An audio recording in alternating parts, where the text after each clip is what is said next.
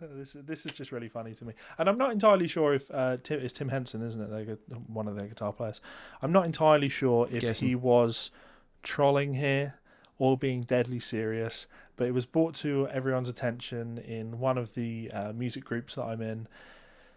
It was brought to my attention that Charvel have released this, and Levi, remember to put this on screen at this time because I'm tired of not fucking doing this.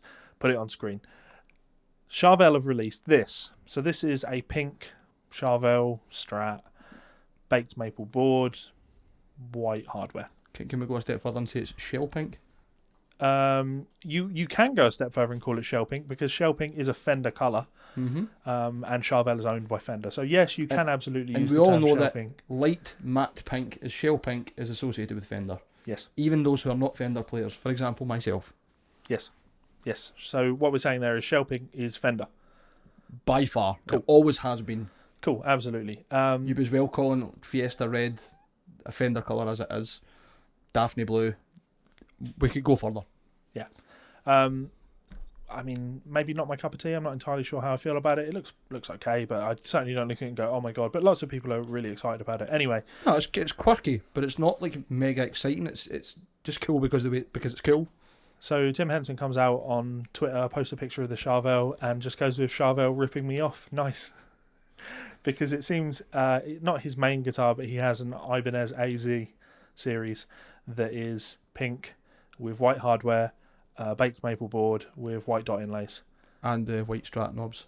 Is the other thing you mentioned. Yeah. So we'll come to that. Yeah. So, I mean, first off, is that necessarily ripping off? And also, you're talking about Ibanez here. I can look through the Ibanez range right now, and they've got their Kiesel knockoffs, which are the sort of, how would you call it, like the plain wood contours, which I don't know if Kiesel invented that, but they were certainly the first company I saw doing a lot of that. So I'll give them that. They would have like almost sanded through the top on the body, so you can see the body wood from as well from the I think they were the first to kind of do the body cut that came all the way through the top. Okay, that I remember of. They've also got a new kind of 7-string, 6-string, purpley type thing that. It basically is the Miners John Brown Angioburst. Yeah. Again, cool. Influenced by cheaper version of it. It's just how these like Tom Quayle's got a signature Ibanez, and I've seen, I can't remember who it was now, but someone has basically released a Tom Quayle signature. No, you know what it was? It was when Tom was playing his Fibonacci. Ibanez released a guitar that was basically Tom Quayle's Fibonacci. Influence is there. People have things they like. Anyway, so someone tweeted back at Tim and said to him, "You can complain when Ibanez offers a mass-produced pink AZ," which I feel is fair criticism. And what did Tim fire back with? "I'll complain because they jacked my shit to a T. Shell pink, white inlays on roasted maple, white pickups, white Strat knobs in capitals. It's lit. I know I've got good taste, but fucking hoe asses." Right. Cool. So those things that Fender are associated with. You've literally described it as shell pink, which is a Fender colour. Yep. And you've literally said Strat knobs, white Strat knobs. Yep, and white pickups. I mean, I'm pretty sure most Strats come with white pickups. Also, what are you going to do if you have I'm going to use shell pink. What are you going to do? Have a shell pink guitar and put black pickups in it? Tim, mate, I hate to break it to you. You stole your design from the Hello Kitty Strat. Pretty much. Fuck, I mean, not far off.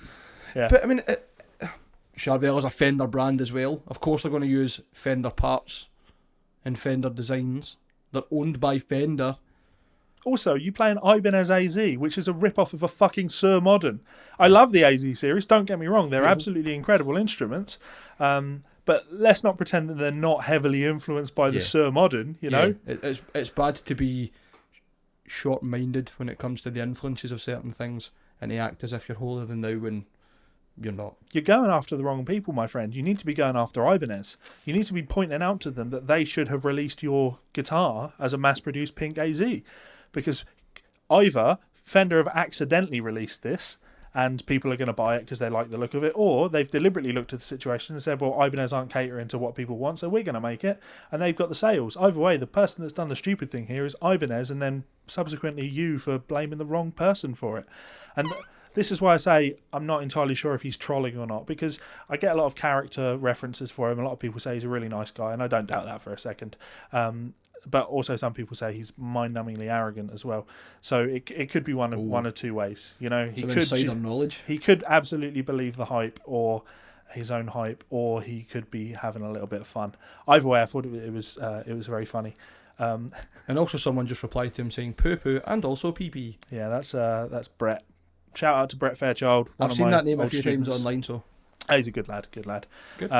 It was him that posted it in the group, and he drew attention to it when people said, you posted poo poo and also pee pee, and he said, well, I wanted to add something that was just as relevant, just added just as much to the conversation, just as idiotic. So yeah, I'm not entirely sure what was intended with that. But, I mean, like if he had like a custom inlay design that was like completely different and obviously unique to him, like his logo or something, then maybe I'd be like, right, okay, that's a bit shit. But a brand owned by another brand who are one of the biggest brands in the industry, using their own colour from their own palette and some of their own parts on a design, isn't plagiarism.